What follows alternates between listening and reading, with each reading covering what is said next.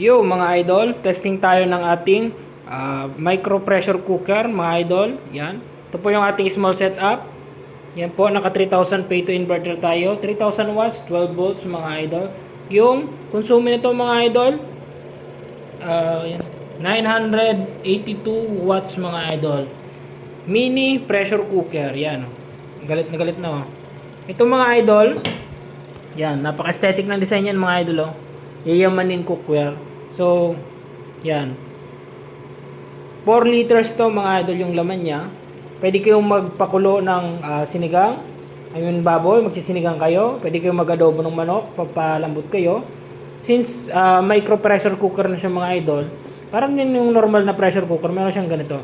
Pag sobra na yung init, bumubuka siya, sumisingaw siya dyan. So, goods na goods yun mga idol. Tapos, ito, ilalak nyo lang oh. Isa pang kagandahan nito mga idol, hindi kayo matatakot na baka pumutok, sumabog ba. Parang yung normal nating pressure cooker. Diyan mo, bubuksan ko ito mga idol oh. Yan. Yan natin. Hindi naman siya puputok eh. You know, tangat lang siya ng konti. Tapos yan oh. Yan buksan yan mga idol oh. Universal ito mga idol. Pwede kayong magsaing, pwede kayong magprito, pwede kayong magsinigang. Yan oh.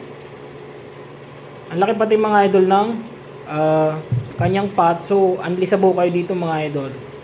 Isa pa mga idol, yung kanyang takip, meron siyang gasket. So, pag nilagay nyo mga idol, you know, pag nilagay nyo, pag nagpapakulo kayo, syempre hindi sisingaw yung init. Mas madali kayo makakapagpalambot ng mga niluluto nyo. So, kahit gulay mga idol, pwede kayo mag-isa dyan. Depende po sa inyo.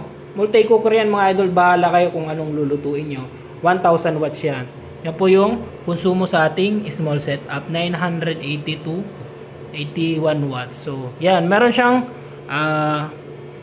yung kanyang heat mga idol. Meron siyang low, medium, high. So, tingnan natin.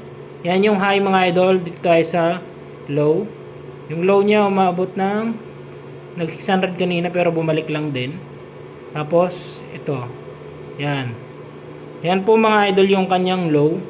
278 watts mga idol. Siyempre, pagka halimbawa kumukulo na yung niluluto nyo, yan po yung ating small setup. Meron tayong Gentile battery mga idol.